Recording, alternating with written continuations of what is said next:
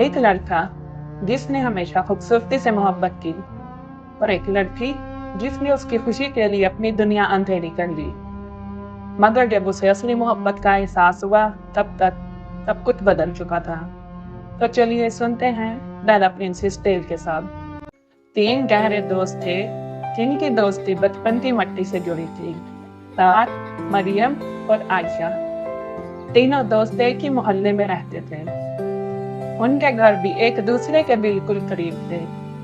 उनकी जिंदगियां एक दूसरे से ऐसे जुड़ी थीं जैसे एक कहानी के 3 किरदार। सुबह स्कूल का रास्ता हो या शाम की खेलों की महफिल, तीनों हमेशा साथ होते। वक्त गुजरता गया। बचपन की हंसी जवानी की संजीदगी में बदलने लगी, मगर उनकी दोस्ती वैसे ही मजबूत रही। मरियम फितरतन सादा और खामोश तबीयत की लड़की थी।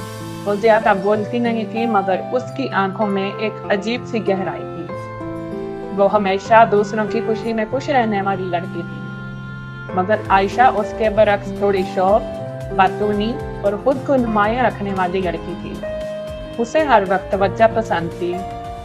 साथ दोनों के दरमियान एक ऐसा पुल था जो 2 मुख्तलिफ तबीयतों को जोड़े रखता। वो समझदार, नरम मिजाज और सबका ख्याल रखने वाला लड़का था। जैसे जैसे वो बड़े हुए, उनकी दोस्ती मजीद गहरी होती गई, मगर वक्त के साथ दिलों में कुछ नए एहसासात भी जन्म लेने लगे।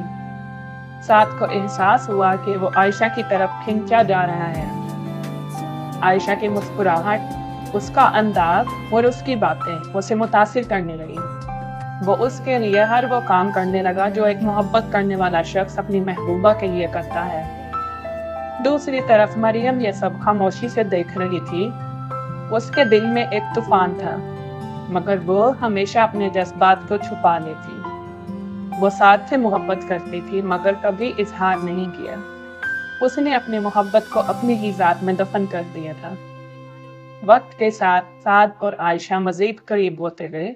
साद की दुनिया आयशा के गिर्द घूमने लगी। वो मरियम को अब पहले की तरह वक्त नहीं देता था।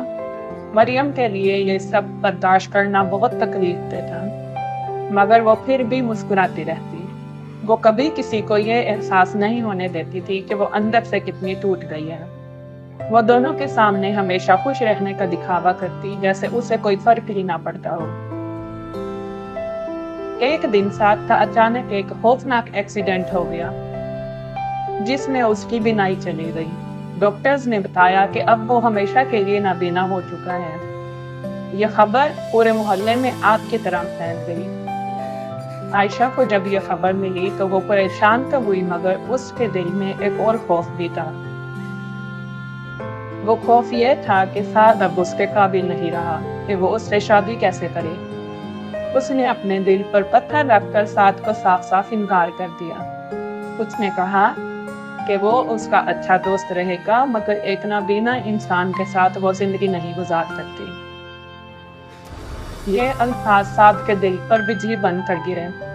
वो पहले ही अपनी बीनाई खो चुका था और अब उसे मोहब्बत में भी हार का सामना था। वो अंदर से मुकम्मल टूट गया।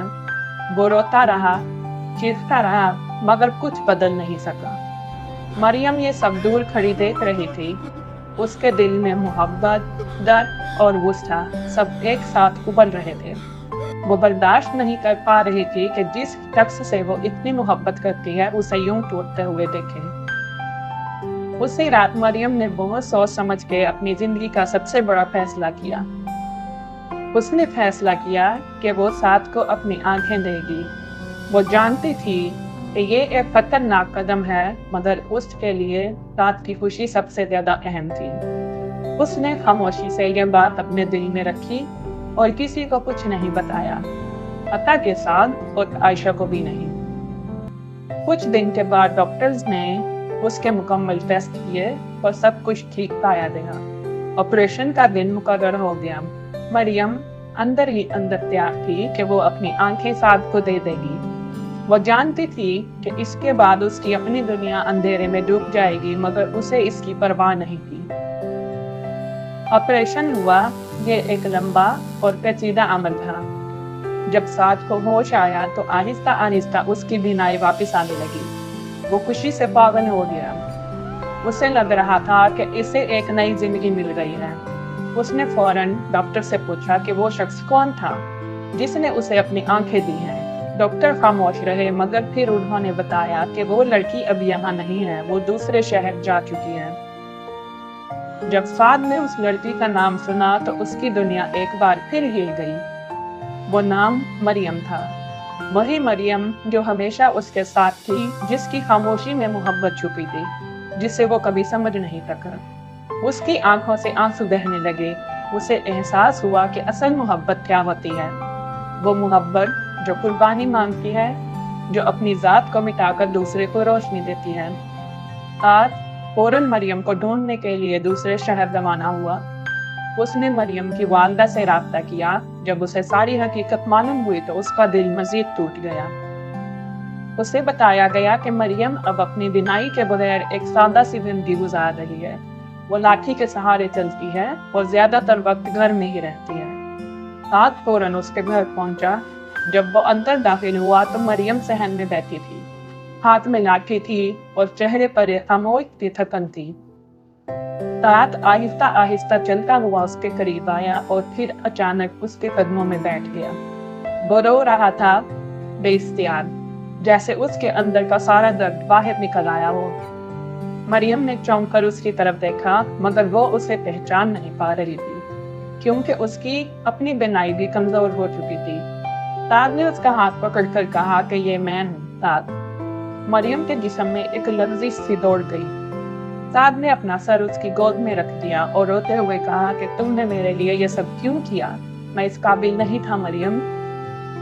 मरियम ने गहरा सांस लिया और कहा, मैं तुमसे बचपन से मोहब्बत करती थी साद। ये मोहब्बत कभी लफ्ज़ों में नहीं आई, मगर हर लम्हा तुम्हारे साथ रही। मैं तुम्हें तकलीफ में नहीं देख सकती थी। साद के लिए ये अल्फाज किसी शिफा से कम नहीं थे। उसे पहली बार एहसास हुआ कि असल मोहब्बत आयशा नहीं बल्कि मरियम थी। साद ने मरियम को मजबूती से अपने सीने लगाया। दोनों की आंखों से आंसू बह रहे थे। ये आंसू दर्द के भी थे और सुकून के भी।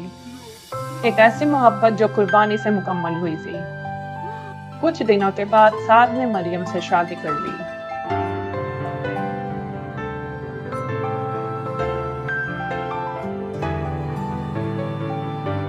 वो उसकी हर जरूरत का ख्याल रखता, उसका सहारा बनता और उसकी दुनिया को दोबारा रोशन करने की कोशिश करता।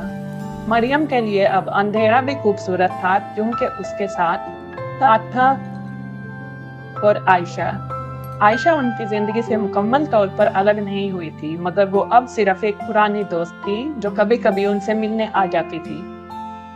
साद ने सीखा कि मोहब्बत सिर्फ हासिल करने का नाम नहीं बल्कि देने का भी नाम है, और मरियम ने साबित किया कि खामोश मोहब्बत सबसे बुलंद होती है। साद को आंखें तो मिल गईं, मगर उस दिन उसे पहली बार देखना आया, क्योंकि असली मोहब्बत चेहरे से नहीं, कुर्बानी से पहचानी जाती है।